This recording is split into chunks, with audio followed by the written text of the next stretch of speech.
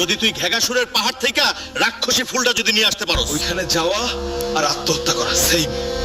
ওইটা দিয়ে ঔষধ বানাইলে আমার মাইয়ার পাশাপাশি তরেও দিব, তুইও সুস্থ হয়ে যাবি। ঠিক আছে, আমি যাবো। তাইলে যা, ফুল নিয়ে আয়। মনে রাখিস, যদি তুই খালি হাতে ফিরস তুইও মরবি, আমার মাইয়াও মরবো। আমার এই ফুলটা নিতেই হইব।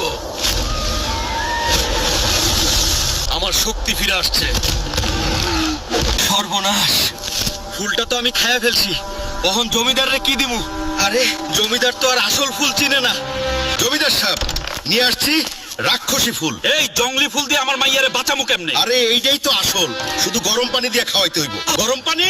যা তুই খাওয়া, কাম না হইলে তোরে আমি জিন্দা পুইতা ফেলবো। এইটা কি হইলো? মাইয়া তো আমার পুরা সুস্থ। কইছিলাম না? ওরে আটকা কে আছোস? আমার মাইয়া আর দামি গাড়িটা নিয়ে ভাগতাছে। কাজটা কি ভুল করলাম? সাবস্ক্রাইব করে কমেন্টে জানান।